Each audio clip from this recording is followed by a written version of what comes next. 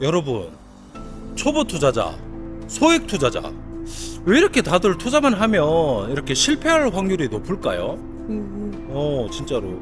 오늘 거기에 대해서 한번 자세히 얘기 나눠보는 시간 가져볼게요. 그럼 출발합니다.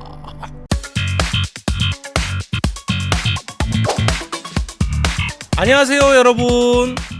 시간을 사고 시간을 살아내는 봉급 없이 사는 남자의 봉문남. 봉무녀입니다. 안녕. 봉문녀님, 3천만 원짜리 소자본 갭 투자랑 3억짜리 갭 투자랑 어떤 게 더 돈을 많이 벌고 안정적일까요? 답은 난 당연히 알지. 당연히 후자겠지? 그래, 3억짜리 그쵸. 근데 3천짜리보다 3억짜리가 좋다는 거는 누구나 다 알겠지.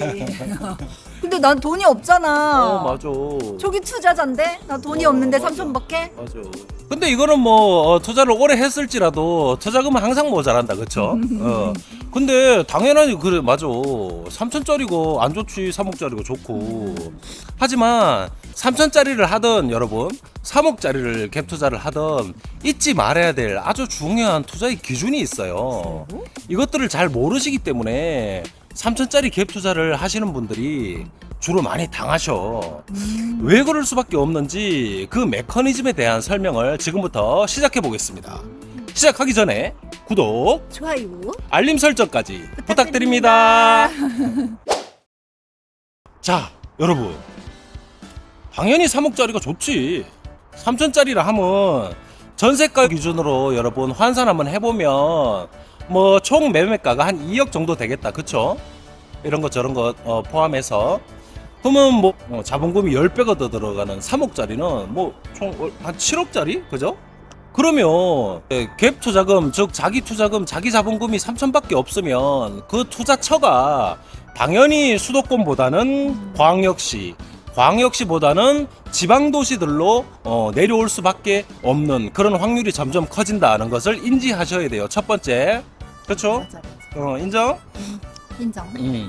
그러면 여러분, 지방도시로 내려오면 내려올수록 그래서 총 매매가가 7억, 6억, 5억, 4억, 뭐 3억, 2억, 1억짜리로 내려오면 내려올수록 어떤 점이 더 위험한지 알고 계셔야 소자본 갭 투자 그리고 초기 투자자들이 이것을 알고 대응을 할 수 있겠죠.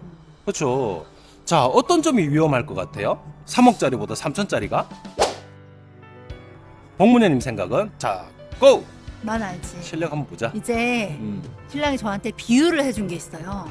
기차를 생각해봐라. 기차. 맨 앞칸에 있는 1등석 VIP석은 매가가 높은 우리 동네 최고가, 최고 좋은 아파트인 거예요. 그래서 내가 이제 아침 식사를 먹기 시작했어요. 그러면 기차가 출발을 하더라도 기차가 끝날 때까지 계속 식사를 할 수가 있다. 하지만 꼴등석 칸에 가게 되면 밥을 먹으려고 하니까 기차가 휙 다 지나가 버렸어. 목적지에 도착을 해버렸어요. 기차가 멈춰. 밥 숟가락 뜰려고 하면. 딱 들었는데 멈춰버렸어. 내려야 된대요. 오. 이해가 되지요? 아주 좋은 비유였어요, 부모님. 많이 컸다, 많이 컸어. 서당께 삽니다. 그래서 저희도 초보 시절 그리고 옛날에 물론 그거를 또 경매를 통해서 싸게 사는데 집중해갖고 그쵸 하긴 했지만 이 원리를 깨닫고 난 다음부터는 경매나 공매를 통해서 싸게 사는 것보다도 아파트 투자에 대해서 사이클 타이밍에 대해서 더 집중하게 된 계기가 바로 이것이었어요. 우리도 처음에 소액 투자자 1, 2천, 1천만 원 안 든 것도 많았어요, 여러분. 경매를 통해서 하면 전세가보다 더 싸게 낙찰받으니까 펄핏 투자도 있었어. 하지만 전국적으로 그 집을 팔 때 손해보는 경우가 많았어요. 왜? 이 원리를 몰랐기 때문에. 오늘 드릴 말씀의 이론적 배경 그리고 데이터적 근기가 되는 자세하고 상세한 내용들은 제가 운영하고 있는 네이버 블로그 펭귄과 파도를 검색하셔서 한번 들어와 보시고 쭉 읽어보시고 이웃이 되어주시면 더더 감사하겠습니다.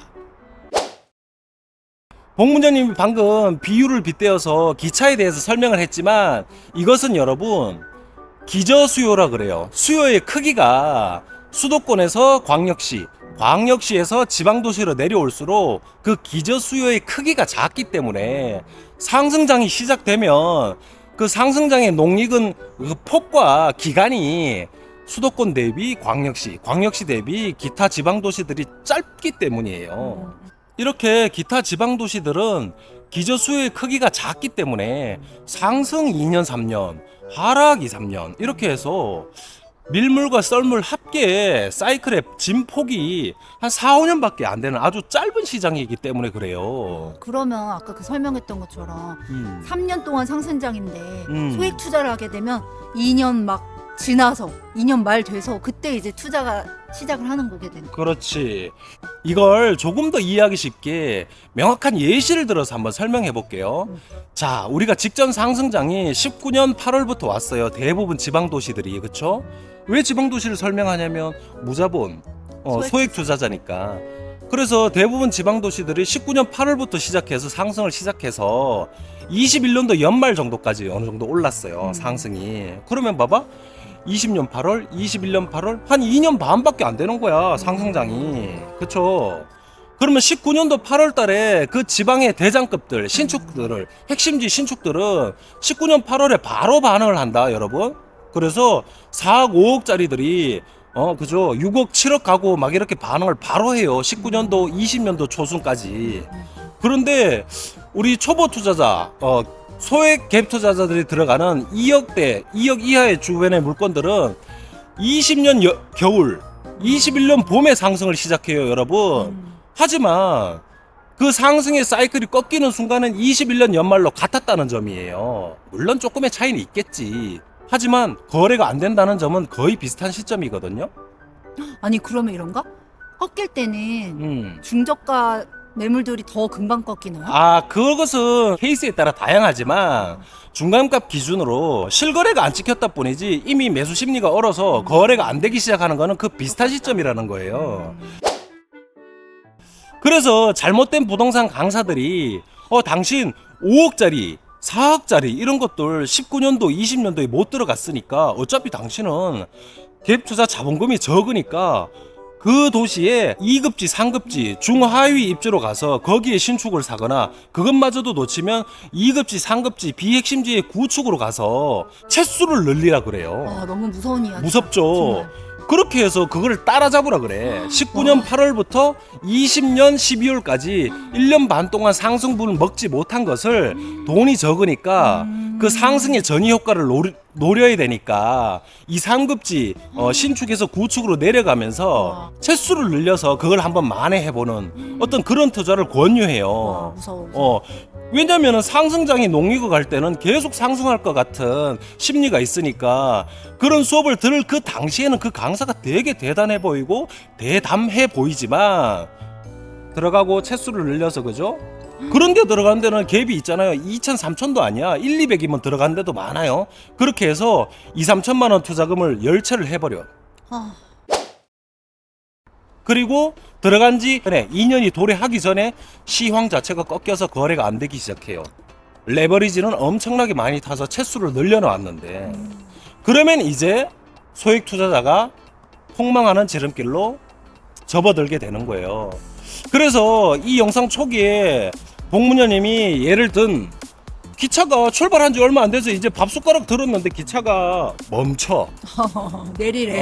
그래서 강제적으로 장기 보유하게 될 수밖에 없는. 아, 이래서 초보 투자자가 자산시장의 사이클, 자산시장의 타이밍 투자에 대한 기저 수요에 대한 고민이 없기 때문에 그냥 입지를 보고 브랜드를 보고 동, 향, 층 이런 것들을 보고 매몰되어서 상승이 계속 관성이 일어나서 계속 될 줄 알고 그리고 초보 투자자들은 꼭 상승장 중하반기에 부동산에 관심이 생겨서 부동산 강사의 강의를 찾아가거든요. 거봐. 그러니까 오빠께 지금 인기가 없는 거야. 그렇지. 상승장 하락장이 집 되면. 사라 그러려고 그러니까. 이제는 검토하라 그러니까.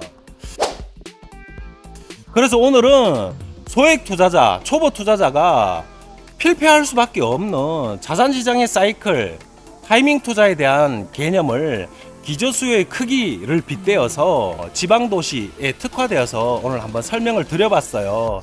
아마 지금 상승장이 끝나고 2년차 전세 만기가 돌아오는 23년 시점이라서 이런 어려움에 처한 21년도 상승장 중하반기에 채수를 많이 늘려서 들어가신 분들이 지금 역전세를 많이 맞거나 고통 속에 시달리고 계실 거예요. 아주 큰 수업료를 지불한 것이죠.